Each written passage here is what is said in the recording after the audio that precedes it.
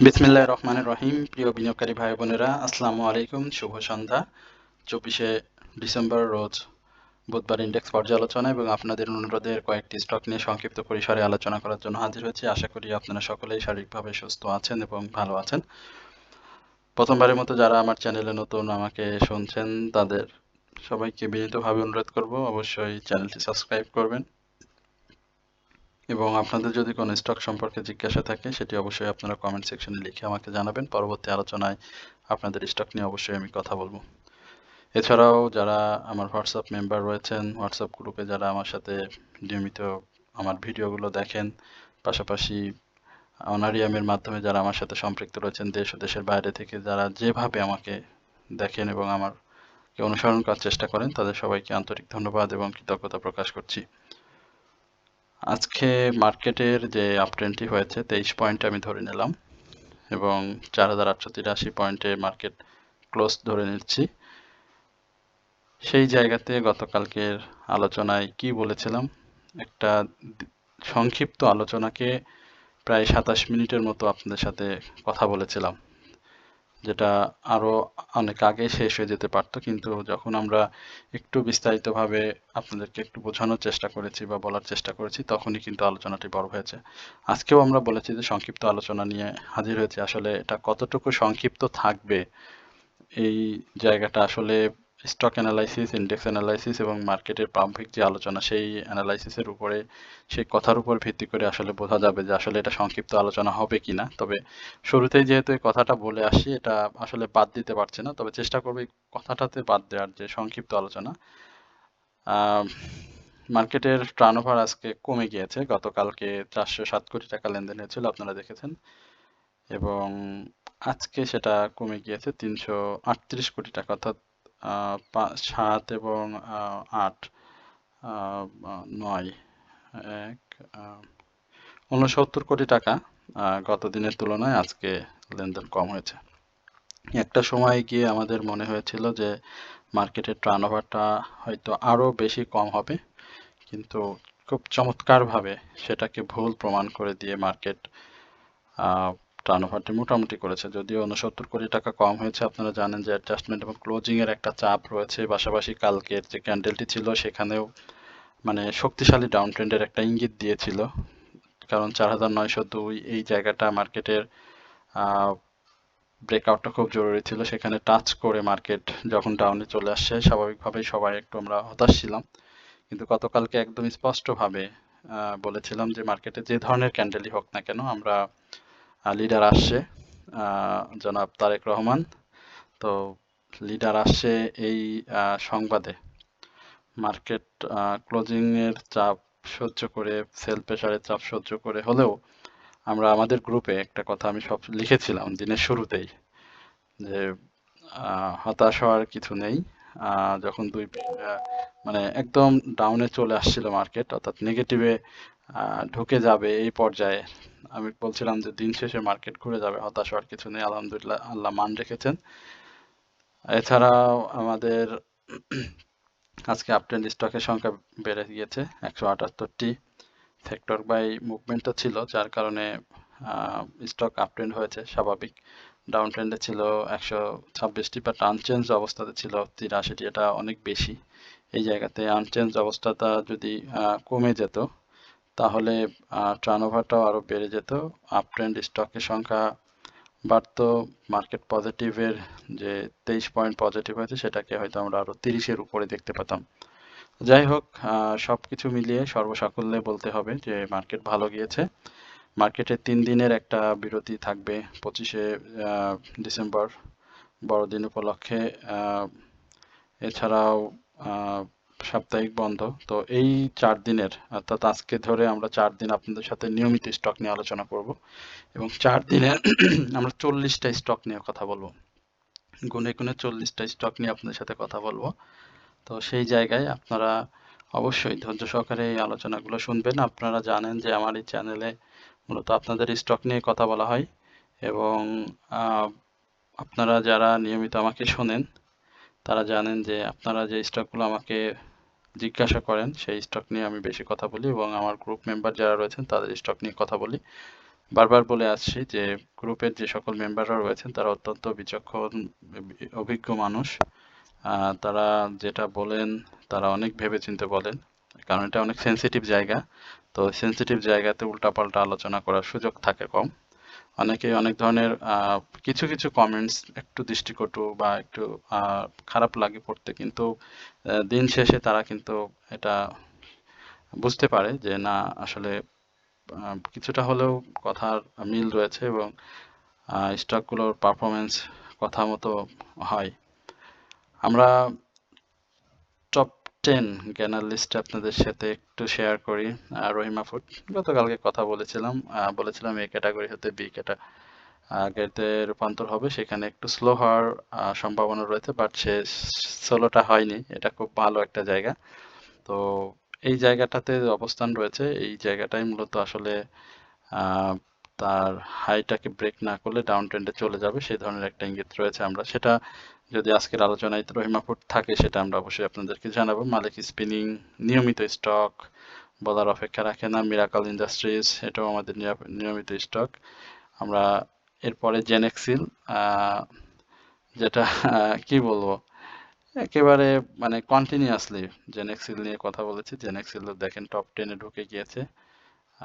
বারবার জেনেক্সিল নিয়ে আপনাদেরকে স্বপ্নের বা আশার কথা শুনিয়ে যাচ্ছি, সেটি বলবৎ থাকলো জেনেক্সিলের ব্যাপারটা। আমরা সেক্টর বাই জ্ঞানার লিস্টে একটু দেখতে পাচ্ছি insurance, engineering, textile, bank, pharmaceuticals, life insurance চলে এসেছে। স্টকগুলো ভালো করবে এবং সেক্টরগুলো ভালো করছে, যার কারণে আমরা আজকে আপট্রেন্ড স্টকের সংখ্যা বেশি দেখেছি। গতকালকেও বলছিলাম যে ইন্স্যুরেন্সের এই জায়গাটা যদি আরো ভালো করে তাহলে মার্কেট আরো বেশি ভালো হবে। ব্যাংক যদি উঠে আসে, দেখেন গতকালকে এই কথাগুলো বলছি, লাইফ সেক্টরের কথা বললাম, মানে একদম স্পষ্ট করেই বলেছি যে এটা আসলে আরো আমাদের স্টক বাড়বে, ইন্ডেক্সের মুভমেন্ট আরো ভালো হবে। দেখেন সেইগুলো কিন্তু আজকে এসেছে। তো এই আশাটা শুধু আজকে আসলে হবে না, এটা বছর ব্যাপী আমরা নতুন বছরের সামনে পা রাখবো। সেই বছর ব্যাপী আমরা যখন দেখব তখন মার্কেটের স্টকগুলো আরো বেশি ভালো প্রাইস অ্যাকশন করবে।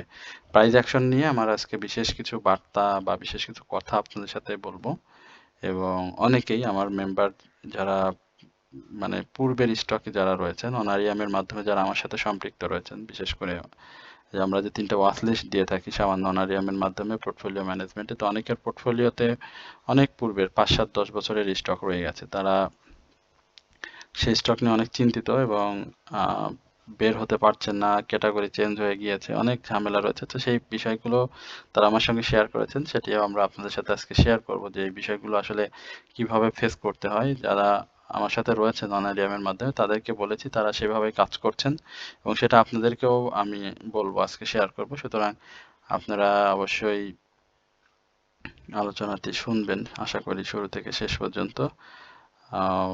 দেখেন একদিনের মুভমেন্টে হিস্টোগ্রামের বার একদম ধূসর হয়ে মিশে গিয়েছে, ধূসর, একদম ধূসর হয়ে গিয়েছে।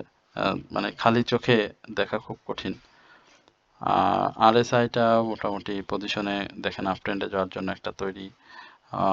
আরএসআই বলবো যে সে আপট্রেন্ডে চলে যাচ্ছে। এছাড়াও ক্যান্ডেল প্যাটার্ন খুব চমৎকার এসেছে। যদি আরেকটু হাইয়ের উপরে ক্লোজ করতে পারতো সেটা করলে আরো বেশি ভালো হতো। সব থেকে ভালো হতো যদি 4896-এর উপরে একটা ক্লোজ করতে পারতো। তো সেই জায়গাটাতে আহ, হয়নি। তো আগামী দিনে এই জায়গাটাতে না হোক, 4912 বা 4902 যেটা বলছিলাম, তার এই হাইয়ের উপরে ক্লোজ করতে পারলে আমাদের জন্য খুব ভালো হবে। তো লিডার আসছেন, দেশে একটা সুষ্ঠু নির্বাচন এবং শেয়ার বাজারকে একটা ভালো জায়গায় নিয়ে যাবে, সেটা আমরা প্রত্যাশা করি। নতুন গভর্নমেন্ট আসবে। এছাড়াও আপনারা জানেন যে তারেক রহমান দেশে প্রত্যাবর্তন উপলক্ষে আমাদের মার্কেটের ডিবিএ থেকে একটা সংবর্ধনার আয়োজন বা তাকে স্বাগতম জানানো হয়েছে। এছাড়াও শেয়ার মার্কেটের যে সমস্ত সংগঠন রয়েছে সে সকল সংগঠন থেকেও তাকে পরবর্তীতে অভিনন্দন প্লাস তার সঙ্গে সাক্ষাতের একটা হয়তো সম্ভাবনা দেখা দিতে পারে, ইতিমধ্যে আলোচনা হচ্ছে। তো সবকিছু মিলিয়ে মার্কেটের যে পরিস্থিতি, সেই সার্বিক পরিস্থিতিটাকে জানানো, এই বিষয়েও অনেকেই দেখলাম বেশ আগ্রহী, তারা হয়তো এ ব্যাপারে পদক্ষেপ নেবেন। তো যার কারণে আমরা অতীতেও দেখেছি যে আমাদের বিএনপি সরকারের থাকাকালীন সময়টা শেয়ার বাজারটা ভালো ছিল, সেই জায়গাটাতে আমরা হয়তো ফিরে যাচ্ছি। তো আশা করছি যে মার্কেটের যে দুরবস্থা সেটি খুব শীঘ্রই কেটে যাবে এবং দেশের সার্বিক পরিস্থিতি ভালো হওয়ার সাথে সাথে মার্কেটের পরিস্থিতি আরো বেশি ভালো হবে এবং আমরা সাধারণ বিনিয়োগকারীরা বিনিয়োগের যে খারাপ মুহূর্ত পার করছি সেটা আমাদের থাকবে না। তো আমরা এরপরে আপনাদের সাথে ইন্ডেক্স নিয়ে কথা বললাম। এখন আমরা আপনাদের সাথে আপনাদের যে স্টকগুলো রয়েছে সেই স্টক সম্পর্কে একটু কথা বলবো। আমরা একটু প্রগতি লাইফ নিয়ে কথা বলি। হ্যাঁ, প্রগতি লাইফের ভলিউমটা আজকে দেখেন একেবারেই কমে গিয়েছে। মানে 44,000 ভলিউম হয়েছে। এখন এই 44,000 ভলিউম আপনি যদি এই জায়গাটাতে দেখেন, এইখানে টোটাল ভলিউমও কিন্তু বেশি ছিল। 44,000 ভলিউম এইখানটাতে দেখেন, এই জায়গাটাতে 44,000 ভলিউম হয়েছিল, অর্থাৎ জুলাইয়ে 44,000 ভলিউম করেছিল এবং সেই জায়গা থেকে সেম ভলিউম আমরা জুলাইয়ের এই জায়গাতে দেখেছিলাম এবং সেইখান থেকে প্রাইসটা ছিল এই জায়গাতে। তো এই জায়গার পরে আমরা তার একটা মুভমেন্ট দেখেছি এবং সেই মুভমেন্টে সে হাই করেছিল, পাশাপাশি প্রফিট টেকিং এর যে জোনটি সেটি অসাধারণ ছিল, অসম্ভব রকমের সুন্দর ছিল, এক কথায় বলতে হয়। আমরা সেই ড্রাই ভলিউমে অবস্থান করছি। এই জায়গা থেকে আমরা প্রত্যাশা করছি যে খুব ভালো একটা মুভমেন্ট প্রগতি লাইফে আসবে এবং আপনাদেরকেও বলেছিলাম লাইফ সেক্টরে একটা ভালো মুভমেন্ট থাকবে। সুতরাং লাইফ সেক্টরকে আপনারা নতুন করে চিন্তা করতে পারেন। আশা করি আপনাদের একটা ভালো প্রফিটের সুযোগ করে দেবে। যদিও হিস্টোগ্রামের বার ধূসরে হয়ে গেছে, RSI ডাউন ট্রেন্ডে, বায়ার তো নাই, যেটি বললাম যে ড্রাই ভলিউম এই জায়গা থেকে একটা মুভমেন্টের যাওয়ার চেষ্টা করে ভলিউম গেইন করবে। মেসিডি অরেঞ্জ এবং ব্লু রেখা মুখোমুখি অবস্থান করছে, বাই সিগন্যালে রয়েছে, সবে সেটা খুব বেশি শক্তিশালী বাই নয়। তো আশা করি সিগন্যালটা এখান থেকে আবারও নতুন করে বাই সিগন্যাল, আরও শক্তিশালী বাই সিগন্যালে চলে যাবে মার্কেট পজিটিভ থাকা সাপেক্ষে। তো আশা করি আপনারা এই জায়গাটাতে অবশ্যই প্রগতি লাইফে একটু নজর রাখবেন। এরপরে আমরা আপনাদের সাথে আমার খুব পছন্দের একটি স্টক জেনেক্সিল নিয়ে আপনাদের সাথে কথা বলবো। জেনেক্সিল নিয়ে কথা বলার এই পর্যায়ে আপনাদের সাথে আমাদের অ্যাডভার্টাইজমেন্টটাও একটু শেয়ার করি। আমরা খুব সামান্য পরিমাণে অর্থ নিয়ে, সম্মানী নিয়ে আপনাদেরকে একটা দুঃসাহসিক ওয়াচ লিস্ট সরবরাহ করছি, যেখানে 3টি স্টক থাকবে এবং সেই দুঃসাহসিক যে স্টক ওয়াচ লিস্ট সেটি আপনারা যদি আমাদের কথা মতো বাই করেন এবং মার্কেট পরিস্থিতি বিবেচনায়, আমরা আপনাদেরকে বলতে পারি মার্কেট পরিস্থিতি বিবেচনায় সর্বোচ্চ 1 মাসের মধ্যে সেই স্টক থেকে আপনি প্রফিট টেক করার সুযোগ পাবেন। একই সঙ্গে বর্তমানে আপনার হাতে থাকা যে স্টকগুলো রয়েছে পোর্টফোলিওতে, সেই স্টকগুলো নিয়ে আমরা আপনার সাথে কাজ করি, অর্থাৎ কিভাবে বাই সেল করে বের করা যায়, স্টপ লস নিয়ে বের হওয়া যায়, অ্যাডজাস্টমেন্ট করে পরবর্তী মুভমেন্টে কিভাবে প্রাইস সহ প্রফিট টেক করা যায়, সেটাই সহ বিভিন্ন শিক্ষামূলক কার্যক্রম, মার্কেটের পূর্বাভাস, ফেক আপট্রেন্ড থেকে বাই থেকে বিরত রাখা সহ অন্যান্য সেলটাকে কোথায় করতে হবে, দ্বিধাদ্বন্দ্বে থাকলে সেই জায়গাটাতে সহযোগিতা করে আপনাকে প্রফিট টেক করার সুযোগ করে দেওয়া সহ মার্কেট সার্বিক বিষয়ে আপনাদেরকে সহযোগিতা করা হয়। সুতরাং এই সহযোগিতার জন্য আপনাদের কাছ থেকে আমরা কয়েক টাকা নিয়ে থাকি, খুব সামান্য পরিমাণ অনারিয়াম সম্মানী, যেটা আপনারা আমাদের কাছ থেকে প্রদানের মাধ্যমে আমাদের কাছ থেকে উক্ত সেবাগুলো পেতে পারেন। তো সেটা নেওয়ার জন্য আমাদের কমেন্ট সেকশনের চ্যানেলে, ইউটিউব চ্যানেলের কমেন্ট সেকশনে আমার হোয়াটসঅ্যাপ নাম্বার দেওয়া থাকবে। তারপর আমি সেটি আপনাদেরকে একবার বলে দিই, 0194914146 এই নাম্বারটিতে আপনারা হোয়াটসঅ্যাপ করলে বিস্তারিত আরও জানতে পারবেন। জেনেক্সিল নিয়ে বলেছিলাম 29 টাকা 90 পয়সায় আমরা দেখব, এবং সেটা ব্রেক করলে 32 টাকা 60 পয়সার যে হাই রয়েছে সেটা টাচ করবে। সেটা এখন পর্যন্ত বলবৎ থাকলো আলোচনাটি। ভলিউম, সুন্দর ভলিউম পাচ্ছে, অসাধারণভাবে মুভমেন্টে যাওয়ার চেষ্টা করছে। আমার কাছে মনে হয় এই ধাক্কায় সে 29 টাকা এই লেভেলে চলে যাবে খুব শীঘ্রই। যদিও ডিভিডেন্ড খুব বেশি দিতে পারেনি, বাট ইকুয়াল ইপিএস যেটা এসেছে সেটা কিন্তু ভালো এসেছে। সুতরাং আমি বলবো যে জেনেক্সিলের যে নিয়মিত আলোচনা করি, নিশ্চয়ই তার কোনো কারণ রয়েছে বা তার বিশেষ কোনো লক্ষ্য রয়েছে। তো আশা করি আপনারা এই জায়গাটাতে নিজেদের বুদ্ধি বিবেক কাজে লাগিয়ে অবশ্যই বাই করবেন, অবশ্যই আমার আলোচনা শুনে নয়। এরপরে আমরা মিরাকল ইন্ডাস্ট্রিজ নিয়ে কথা বলবো, জেড ক্যাটাগরি স্টকটি। জেড ক্যাটাগরি নিয়ে কেন কথা বলছি, জেড নিয়ে কথা বলাটাও এক ধরনের মানে পাপের মধ্যেই পড়ে যায়। কারণ জেড মানে যেখানে জেড বাই করা থেকে বিরত থাকতে বলা হয়, সেখানে আমরা জেড নিয়ে কথা বলি, সেটা আসলে অনেক দুঃসাহসিক ব্যাপার। মিরাকল ইন্ডাস্ট্রিজ লিমিটেডের মেসিক্লিনার সেক্টরের এই স্টকটিও 52 সপ্তাহের হাই ছিল 40 টাকা 90 পয়সা। সেখান থেকে কিছুটা ডাউন ট্রেন্ড কারেকশন জোন করে আমরা দেখেছি যে একটা ডাউন এসেছিল, বাট এই স্টকটিও মুভমেন্টে থাকে। বছরে বেশ কয়েকবার বিনিয়োগকারীদের প্রফিট দিয়েছে, এখানটাতে আবারও নতুন করে মুভমেন্টের সুযোগ তৈরি করেছে। সেই সুযোগটা যারা এন্ট্রি নিয়ে ধরতে পেরেছেন তাদের তো অবশ্যই প্রফিটের সুযোগ হয়েছে।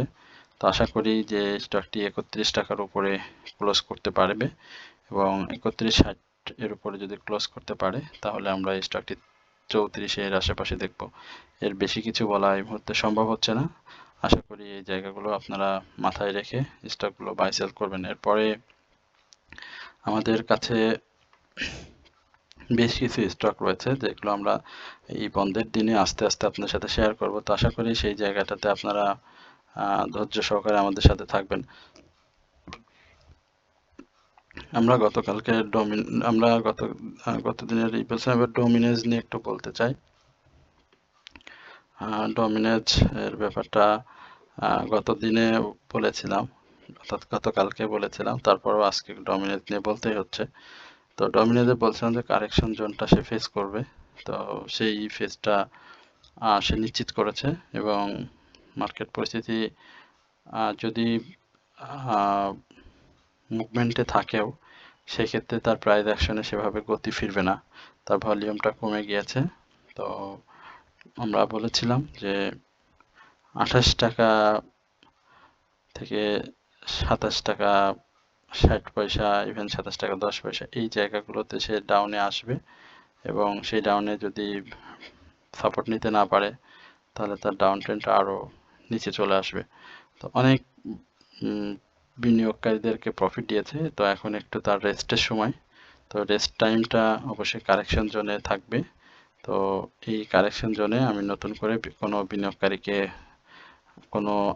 কেউ আশার বাণী শোনালেও এই স্টকটি থেকে বিরত থাকার জন্য বলবো। এরপরে আমরা বিপিপিএল নিয়ে একটু কথা বলবো। বিপিপিএল নিয়ে কথা বলেছি, আসলে আমরা তো বারবারই বলি যে আমরা নিয়মিত স্টক নিয়ে আপনার সাথে কথা বলি। এখানে বিপিপিএল এর সাইডওয়েজ মুভমেন্টে হওয়ার সম্ভাবনা 90% ক্রিয়েট হয়েছে, বাট এই জায়গাতে সে সাইডওয়েজ মুভমেন্টটা ধরে রাখতে পারবে না। অপ্রিয় সত্য হলেও বলে দিলাম, এখানে সে ডাউন ট্রেন্ডে চলে আসবে, এবং প্রাথমিকভাবে 14 টাকা 10 পয়সা থেকে 14 টাকা 90 পয়সা থেকে এখন যে প্রাইসটি রয়েছে সেখানে 14 টাকা 10 পয়সা, এই লেভেলটাতে সে ডাউনে আসবে। ইভেন এটাকে যদি সে ধরতে না পারে 13 টাকা 40 পয়সা এই লেভেলে এসে ভলিউম সহ আবার মুভমেন্ট করার চেষ্টা করবে। তো এখানে যেহেতু হিস্টোগ্রামের বারটি ধূসর হয়ে এসেছে, সেই জায়গাতে আমি বলবো যে কারেকশন যেহেতু শুরু হয়েছে, এই 14 টাকা 10 পয়সা এই লেভেলটা ইম্পর্টেন্ট, এখানে থেকেই সে আবার একটা মুভমেন্ট শুরু করবে। তো যেখানে মুভমেন্ট শুরু করার কথা যদি সেখানে ব্যর্থ হয় তাহলে 13 টাকা 40 পয়সা এই লেভেলটা আপনাকে দেখতে বলবো। এরপরে আমাদের আরো বেশ কিছু নিয়মিত স্টক যেগুলো আমরা আপনাদের সাথে নিয়মিত কথা বলেছিলাম, সেই স্টক নিয়ে কথা বলবো। আশা করি আপনারা সকলে ধৈর্য সহকারে আজকের এই আলোচনাটি শুনবেন। পাশাপাশি আপনাদের সবাইকে বিনীতভাবে অনুরোধ করব অবশ্যই আমার চ্যানেলটি সাবস্ক্রাইব করবেন।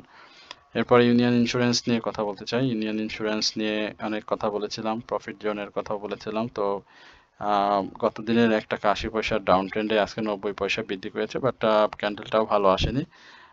ইন্স্যুরেন্স সেক্টরে কারেকশন জোন যেটি সেটি তো চলমান এবং মুভমেন্ট সেটিও স্লো হয়ে আসছে, যেহেতু সে 29 টাকার আশেপাশ থেকেই বা তারও একটু নিচে থেকে মুভমেন্টে গিয়েছিল এই পর্যায়ে। তো এখন অবশ্যই তার একটু কারেকশন জোনের সুযোগ দিতে হবে। তবে আরএসআই মোটামুটি আপ ট্রেন্ডে যাওয়ার এখনো যে বার্তা সেটা কিন্তু ধরে রেখেছে। আগামী দিনে যদি ভলিউমটা এইভাবে ধরে ইন্ডেক্সের মুভমেন্টের সাথে সাথে যদি মুভমেন্টে চলে যায় তবে সে আবারও 38 টাকার এই লেভেলটাতে চলে আসবে। তো আশা করি এই ব্যাপারটিও আপনারা মাথায় রাখবেন। এরপরেও আমরা আপনাদের সাথে আরেকটি স্টক নিয়ে কথা বলতাম নিয়মিত, সেটা হচ্ছে বঙ্গজ। সেই বঙ্গজ নিয়ে একটু কথা বলবো। বঙ্গজের কি অবস্থা একটু আমরা দেখে আসি। বঙ্গজ খুব চমৎকার প্যাটার্ন, অসাধারণ প্যাটার্ন রয়েছে বঙ্গজের। এই মার্কিং এই জোনটা খুব ইম্পর্টেন্ট। আমরা একটু আচ্ছা ড্র না করি, সময় খুব বেশি নিয়ে ফেললাম। বঙ্গজের আজকে 130 টাকা 10 পয়সা ক্লোজ হয়েছে। কাপ অ্যান্ড হ্যান্ডেল প্যাটার্ন রয়েছে এই জায়গাটাতে, ব্রেকটা খুব জরুরি রে ভাই। 136 টাকার উপরে চলে যাবে ভাই। যারা রয়েছেন তাদেরকে এর আগেও বলছিলাম যে এবার 136 টাকা চলতে হবে। 131 টাকা 20 পয়সার যে বাধাটি রয়েছে সেটা ব্রেক করবে এবং ব্রেক করে সেখানে চলে যাবে। এখানটাতে একটা ভালো সেল প্রেশার সে ফেস করবে, কারণ এখানে 119 টাকা 20 টাকায় তার আনাগোনা ছিল, 122 টাকায় অনেকেই বাই করেছেন। তো এটাও ভালো হবে। আরএসআই বাড়ার সুযোগ রয়েছে। এমএসিডি অরেঞ্জ রেখা ব্লু রেখার উপরে অরেঞ্জ রেখার উপরে ব্লু রেখার অবস্থান করছে এবং সেটাও ঊর্ধ্বমুখী রয়েছে। তো আশা করি যে এটি ভালো করবে, আপনারা এই স্টকটি থেকে প্রফিট পাবেন। বাট সেল প্রেশার এবং মার্কেট পরিস্থিতি অবশ্যই বিবেচনা করে আপনারা স্টকটি থেকে বাই সেল এবং প্রফিট টেক করবেন। এরপর নাভানা নিয়ে একটু কথা বলতে চাই। নাভানার কি অবস্থা? নাভানা ফার্মা নাভানা ফার্মা চেষ্টা করছে। দেখেন গত দুদিন আগে নাভানা ফার্মা নিয়ে আপনাদের সাথে কথা বলেছিলাম। যারা আমার আলোচনা শোনেন তারা অবশ্যই জানেন যে নাভানা ফার্মা আজকে 70 পয়সা প্রাইস অ্যাকশন করেছে। বাট নাভানা ছোট ছোট প্রাইস করছে। হ্যাঁ, এই ছোট ছোট প্রাইস করার মানে হচ্ছে সে একটা মুভমেন্টে চলে আসবে এবং সেই মুভমেন্টটা আমরা খুব কাছাকাছি, যেখানে 51 টাকা 80 পয়সা 52 টাকা বা 51.50 এই জায়গাতে সে ছোট ছোট 3টা বাধা, এই বাধাটা পেরোনোর সাথে সাথে সে কিন্তু 56-র উপরে ক্লোজ দিয়ে চলে দিবে, 56-র উপরে ক্লোজ দেওয়ার চেষ্টা করবে। সেক্ষেত্রে আপনারা নাভানাটাকে লক্ষ্য রাখতে পারেন, নজরে রাখতে পারেন। নাভানার এই মুহূর্তে নতুন করে বাই সিগন্যাল এসেছে, আশা করি এই স্টকটিও আপনাদের জন্য ভালো প্রফিটের সুযোগ করে দেবে। প্রিয় বিনিয়োগকারী ভাই বোনেরা, আপনারা জানেন যে আমরা সামান্য অনারিয়ামের মাধ্যমে আপনাদেরকে 3টি স্টকের সমন্বয়ে একটি ওয়াচলিস্ট সরবরাহ করছি। সুতরাং আপনারা যারা আমাদের কাছ থেকে ওয়াচলিস্ট নিতে আগ্রহী তারা অবশ্যই আমাদের কমেন্ট সেকশনে নাম্বার দেওয়া থাকবে, সেখান থেকে নাম্বার নিয়ে আমাদের সাথে যোগাযোগ করবেন। আমরা মন্য সিরামিক নিয়ে একটু কথা বলবো। মন্য সিরামিক নিয়ে কথা বলেছিলাম, 88-র কথা বলেছি। মন্য সিরামিক এই লেভেলে চলে যাবে আশা করছি। এখনো ভালো অবস্থানে রয়েছে, ভলিউমটা এখনো ধরে রেখেছে, ভলিউম ছাড়েনি। সুতরাং এই জায়গাতে মন্য সিরামিক্সটা আপনারা নজরে রাখবেন। আশা করি স্টকটি আপনাদেরকে ভালো লাগবে। জেমিআই সিরিঞ্জ, জেমিআই হসপিটাল নিয়ে কথা বলি। আমাদের জেমিআই সিরিঞ্জ নিয়ে কথা বলা হয় না। জেমিআই সিরিঞ্জের মধ্যে একটা সম্ভাবনা দেখা দিয়েছে। আমি বেশ কয়েকদিন জেমিআই সিরিঞ্জটাকে লক্ষ্য রাখছিলাম। এই জায়গাটাতে জেমিআই সিরিঞ্জের বেশ কিছু জোন রয়েছে। অ্যাকচুয়ালি আমরা যদি জোনটা এইভাবে ধরি যে 125 টাকা, হ্যাঁ, এই জোনটাকে সে ব্রেক করতে পারে এবং এই ব্রেকটা হয়ে গেলে স্টকটি আবারও ভালো করবে। এবং ভালো বলতে আমরা 125 টাকা ব্রেক করলে তার 135 টাকা 60 পয়সা এই জায়গাটাতে দেখবো একটা প্রফিট জোন। তো আশা করি যে স্টকটি করবে এবং দীর্ঘমেয়াদী একটা বাই সিগন্যাল রয়েছে। ভলিউমটা খুবই কম, আজকে আরো বেশি মানে বেশি করে ফেলেছে খারাপ। তো ভলিউমটা পাওয়ার সঙ্গে সঙ্গে স্টকটি চলে যাবে। সুতরাং এই জায়গাতে আমি বলবো যে ভালো একটা সম্ভাবনা তৈরি হয়েছে। আশা করি আপনারা এই জায়গাটিতে যে এমআই সিরিজটাকে চিন্তা করতে পারেন। এরপরে আমরা আপ্তাবটো নিয়ে একটু কথা বলতে চাই। আপ্তাবটো আজকে ভালো করেছে। ভালো করেছে বলতে মানে 10 পয়সা ভালো করেছে। ক্যান্ডেল পজিটিভ দিয়ে শেষ করলেও ক্যান্ডেলটা নেগেটিভ দিয়ে শেষ করেছে এবং অনেক বেশি ভলিউমটা কমে গিয়েছে। যেভাবে ভলিউমটা সে পূর্বে করেছিল বা সেই জায়গাটাতে ভলিউমটা সেভাবে করতে পারেনি। সে গত বছরের ডিভিডেন্ড ক্লিয়ার করেনি আমরা যতটুকু জেনেছি। তো আমার কাছে এই 35 টাকা এবং 36 টাকা মানে যে বাধাটা, এই জায়গাটাতে সে বারবার ব্যর্থ হচ্ছে। এই জায়গাটাতে ব্রেক করা খুব জরুরি। তো ব্রেক করলে তারপরে আমরা দেখব যে আসলে সে কি ধরনের